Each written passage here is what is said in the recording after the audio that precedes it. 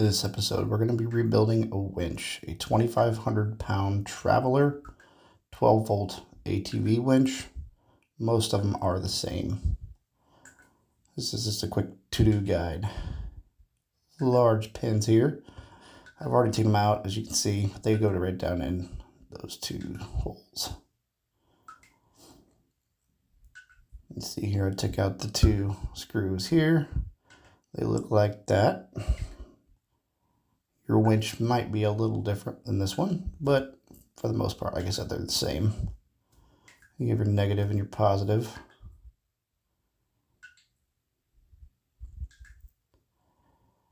Taking the hardware off of those.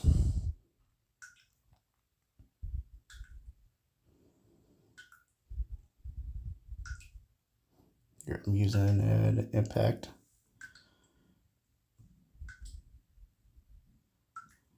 You can use whatever you want, but I already gotten this off and forgot to record it.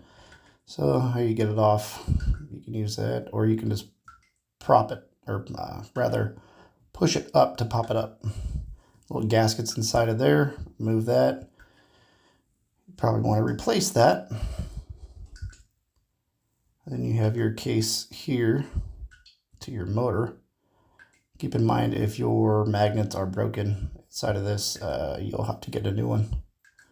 If they are not broken and they are intact, like you see here in the video, it is good to go. You can still reuse it. As you can see, it's a brushed motor, and the connections there are pretty poor, pretty worn. They're corroded. Excuse me.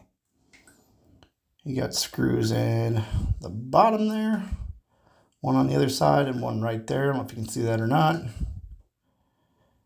gotta get those removed.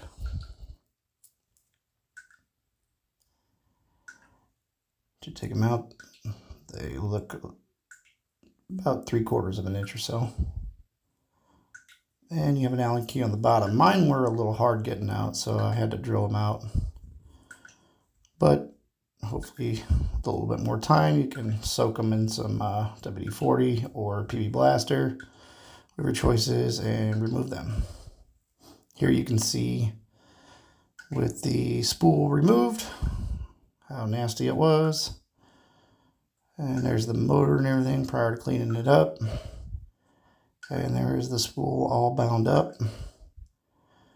This particular winch was not in working order. It would not even click on or off. You couldn't hear anything. It was just totally dead. Here I'm putting all the hardware into a small little cup. And I prefer PB Blaster. You can use whatever kind of lubricant you want, but it does not hurt to soak your hardware in some kind of anti-corrosive liquid. Set that over on the side for later.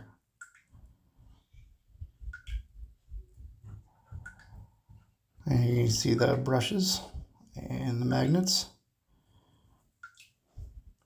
It is greasy, grimy, and just nasty in there. And you can see down here where, excuse me, there's an electromotive cleaner that I use, but you can see down in there on the brushes where all the grease and buildup was. You see those white tabs on either side. Sometimes you might have to resolder those. I have ran into cases where I've had to resolder those. The springs underneath there, they all pop out one by one. I take those out, clean those, spray it out really good with, I used carb cleaner. You can use brake cleaner. And put it all back together. Make sure all of those, you take a little wire wheel to them to brush the tops off. There's another gasket there. I replace it with an O-ring. Gasket's worn, it's weather cracked. This O-ring will do. And once you get the O-ring put on there, you're ready for the next step. Here I'm just showing how clean everything is. There's a little piece of wire in there. I did get that removed from the wire wheel. Anyways, here's the motor prior to getting it all cleaned up. There it is, all cleaned up. As you can see, all the tarnish off the copper on the end of the motor there is gone. It's a nice copper color again, and around the gear there.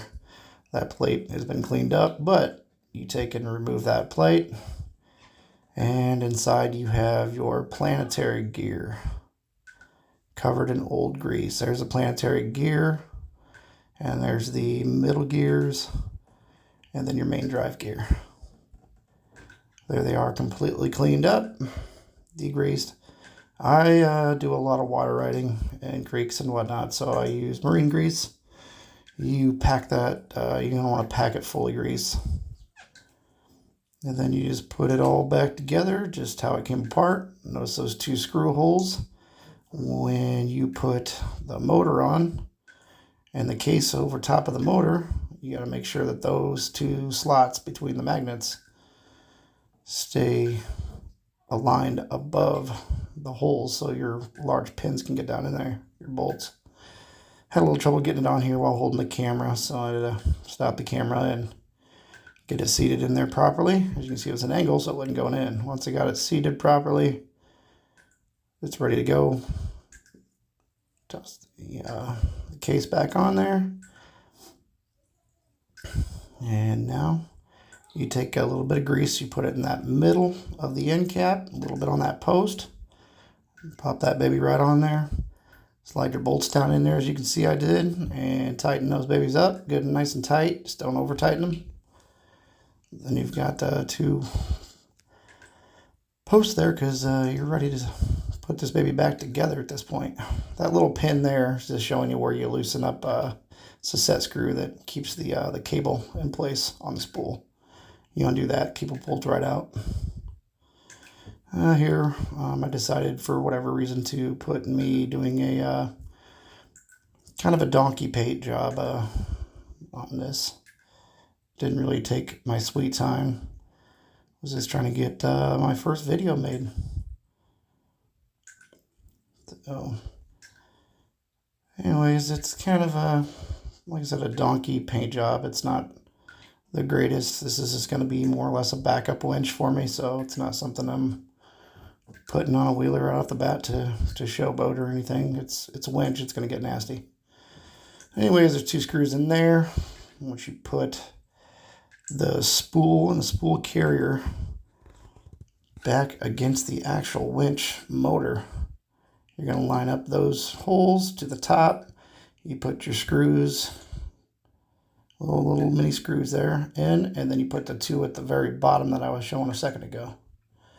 Once you got that done, hook it up to, in this case, a battery jumper, and as you can see, it turned on as soon as I hit the button. Now I did go ahead and paint this, but prior to painting it, I did put all the hardware back on. This is easy stuff. Take a little black silicone, put it underneath there. You can use O-rings, or you can use a rubber washer. And the rubber washer will get the job done. Anyways, if you want to see more, make sure to like and subscribe. And I'll be posting some more videos. If you have any questions, post them below. If you have any comments, please, by all means, leave them. And like the video. Thanks. Bye.